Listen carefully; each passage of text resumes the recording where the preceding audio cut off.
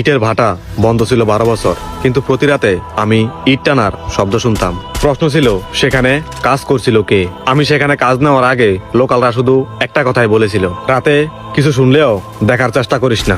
আজকের ঘটনাটি একসময় নাইট গার্ডে কর্মরত থাকা একজনের। আমি তার ভাষায় সম্পূর্ণ ঘটনাটি আপনাদের সাথে শেয়ার করছি।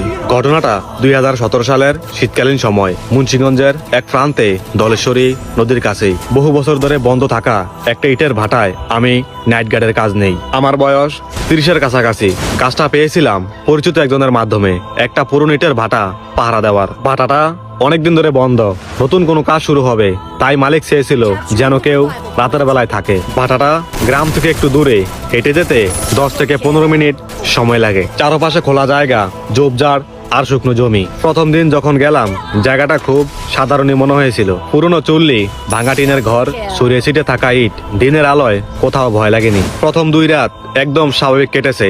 আমি একটা কাঠের চেয়ারে বসতাম, মাঝে মাঝে ভাটার চারপাশ ঘুরে দেখতাম। শীতকাল ছিল তাই রাতের বাতাস ছিল ঠান্ডা, কোথাও কোনো শব্দ নেই, শুধু মাঝে মাঝে দূরে কুকুরের ডাক শোনা যেত। তৃতীয় রাত থেকে পরিবেশ একটু বদলাতে শুরু করে। রাত তখন 12টার একটু বেশি।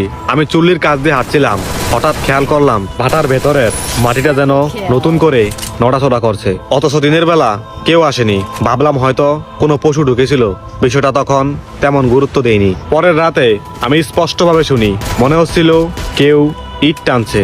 প্রথমে মনে হলো বাতাসে শব্দ হচ্ছে, কিন্তু বাতাস থেমে গেলেও শব্দ থামেনি। খুব ভারী কোনো কিছুকে মাটি ঘেঁষে টেনে নেওয়ার মতো আওয়াজ। আমি টর্চ জ্বালিয়ে চারপাশ দেখলাম, কিন্তু কাউকে দেখলাম না। তবুও শব্দটা কয়েক সেকেন্ড পর পর হচ্ছে। আমি তখন ভাটার বাইরে চলে আসি। নিজেকে বুঝালাম পুরনো জায়গা, নানা শব্দ হতেই পারে। কিন্তু পঞ্চম রাতে যা হলো সেটা আমি এখনো বলতে পারি না। সেদিন রাত 1টার দিকে হঠাৎ আমার খুব গরম লাগতে শুরু করে। শীতকাল হওয়া সত্ত্বেও ঘামছিলাম। আমি চুল্লির সামনে দাঁড়িয়ে হাত বাড়িয়ে ভেতরের দেয়ালে ছুঁই। দেয়ালটা উষ্ণ ছিল, কোনো আগুন ছিল না, তবুও কেমন গরম। ঠিক তখনই আমি একটা নিঃশ্বাসের শব্দ শুনি, খুব কাছে, এত কাছে যে মনে হচ্ছিল কেউ আমার ঠিক পেছনে দাঁড়িয়ে আছে। আমি ঘাড় ঘুরিয়ে তাকালেই দেখতে পাই সেখানে কেউ নেই। আমি তখন স্পষ্টভাবে বুঝতে পারছিলাম এই জায়গায় আমি একা না। এরপর থেকে প্রায় প্রতি রাতেই কিছু না কিছু হতো। কখনো পায়ের শব্দ, কখনো ফিসফিসানি, কখনো হালকা গুনগুন। শব্দগুলো কখনো স্পষ্ট না, কিন্তু একদম কানে লেগে থাকতো। সবচেয়ে অদ্ভুত ছিল, শব্দ শুনলে মনে হতো যেন কেউ কাজ করছে, যেন ভাটা এখনো চালু। এক রাতে আমি সাহস করে বলি, এখানে কেউ থাকলে সামনে আসো। আমার কথার পর কয়েক সেকেন্ড সব চুপচাপ। তারপর খুব শান্ত একটা আওয়াজ আসে, ঠিক মানুষের মতো কিন্তু ভারী। অদ্ভুত কণ্ঠে বলছে, তোর